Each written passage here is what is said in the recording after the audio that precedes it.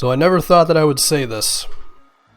The Eastern Conference of the National Basketball Association might be better than the West, which has not been said in a long time.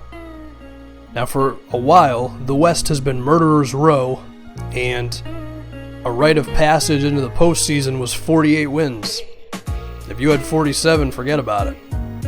And the difference between the 2 seed and the 7 was often like 4 games. However, the West has been a disappointment up to this point. The Houston Rockets have lost that intensity and mental edge that they had last season. Part of this is because James Harden partied with the Kardashians, didn't come into season in shape, and has shot really poor percentages up to this point, even if his production has been still okay. The Los Angeles Clippers got busy in the offseason trying to address their main issue of last season, which was they didn't have a bench, which was the reason they were dead tired against the Rockets. They got names, they just didn't get the right names, because how the hell are Austin Rivers, Lance Stevenson, and Jamal Crawford all going to play next to each other when all of them need the ball but can't hit an outside shot? Or spot up, I should say. Paul Pierce may be 1 year too old, which is unfortunate because he was really good for the Wizards last season. Josh Smith is cool, but he's Josh Smith. And we look at some other teams that I felt were going to be quality in the West. The New Orleans Pelicans. Anthony Davis has played in most of the games. He hasn't been as good as he was last season, but he's still been pretty damn solid. But Alvin Gentry has disappointed as a head coach because his quote-unquote creative offense, it may have been creative 10 years ago, but it's not very creative now, and it doesn't help when the roster around Anthony Davis. Tyreek Evans is not that efficient of a player. Omer Asik has disappointed since he left Houston, even if he was great when he first showed up to the Pelicans. Eric Gordon is a serviceable shooter, and Drew Holiday is a serviceable point guard. Well, the product of all that is a 4-12 Pelicans team.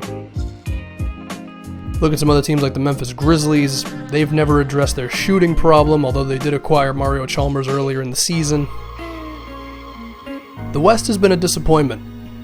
And besides Golden State and San Antonio, I feel like the rest of the teams are kind of in this big hodgepodge of being good, have the potential of being better. I don't know. The one team that I'm still iffy with is Oklahoma City because, of course, they have Russell Westbrook and Kevin Durant. And they have some other decent players of Serge Ibaka and Steven Adams, but outside of those 4 guys, I'm not in love with that roster. I mean, Enes Kanter, a decent post-up player, a good rebounder, potentially the worst defensive center in the NBA. Their shooting guard position still hasn't been figured out because between Dion Waiters, Kyle Singler, Andre Robertson, and Anthony Morrow, like all those guys are specialists. They do well on one side of the floor, but not the other. Unless you're Dion Waiters, then you do bad on both sides of the floor. Although apparently he's been playing decent defense, I don't know. And as a product of this, we now have the Timberwolves and the Jazz and the Dallas Mavericks as playoff teams in the West. So the question is, has the Eastern Conference become better than the West? Well, of course, I mean, look, I would say Golden State and San Antonio are better than pretty much 99% of the conference. I would say Golden State is better than Cleveland and San Antonio maybe on the same level. But there's been some pleasant surprises in the East, specifically the Indiana Pacers. Look, when you have a top 5 player, you have a top 5 player. Paul George has been great. Frank Vogel is a very good head coach, and they've figured out that rotation of having just more shooters, being a faster lineup. CJ Miles has been on fire this season. The Miami Heat, 10-5. Whiteside is potentially their best player. And he's inserted himself as one of the best centers in the NBA. The Toronto Raptors have built up this mindset of being mean, being defensive, and they're very talented. The problem is their head coach is an idiot who runs isolations with DeMar DeRozan to close out games. Look at a team like the Atlanta Hawks, still a passing team, still one with a lot of shooting, even though the loss of DeMarre Carroll has definitely been felt. And Chicago, even though I'm not in love with the Bulls, they're still 9-5, and Jimmy Butler is carrying them. Is the East better than the West? Man, it might be. Now, granted, you could just say, well, the top-heavy argument of the Warriors and the Spurs and the Thunder would decimate almost any team in that conference outside of Cleveland. But really, 2 through about 6 might be better. 4 through 8, definitely. I mean, with the disappointment that the Clippers and the Rockets have been, you can make the argument that the East is actually better than the West. It's wild to think. I mean, the Charlotte Hornets are 9-7. They're hitting jump shots again. It's wild out in the NBA, man. What do I see the season riding out for both conferences?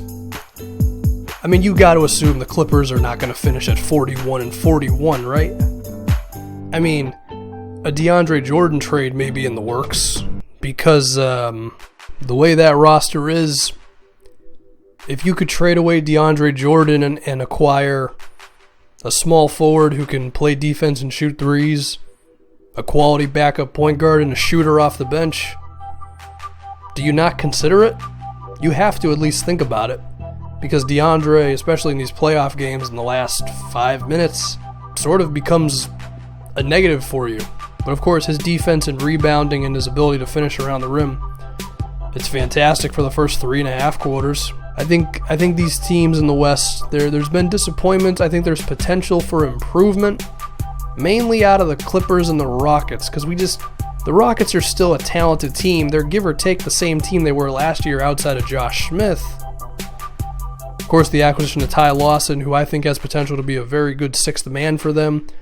Once Patrick Beverley comes back, I think Monty Eunice, if he's in the lineup, I don't think he's in the lineup yet. Might want to try him at the starting 4, get yourself some more shooting, because the Rockets preach money ball, but they don't exactly have the personnel for it, weirdly enough. I mean, James Harden and Trevor Ariza, these guys are decent shooters. We're looking at guys like Corey Brewer, taking threes, Terrence Jones is okay, but Ty Lawson isn't exactly the most ideal off-ball shooter. I think Houston needs Lawson to come off the bench. Patrick Beverley comes back. He's the ideal point guard next to James Harden. The Clippers, outside of that big 3, that offense, that roster just really isn't there. But yeah, the East may be better than the West, as weird as it is to say, in 2000 and about to be 16. But even with all of this, Golden State's going to win the goddamn championship, let's be honest here. I think the only team who would have a chance of beating them would be San Antonio and Cleveland, and even then it's like, But anyway, I don't know. We were kind of all over the place with this one. Talking about some disappointments and some surprises of the NBA so far. I guess I could mention in the East, to be honest, I don't really see anybody dropping off too much. I think Chicago's holding on well, Miami, Indiana, Toronto. The East may end up being better than the West, as weird as it is to say. Anyway, I'm done.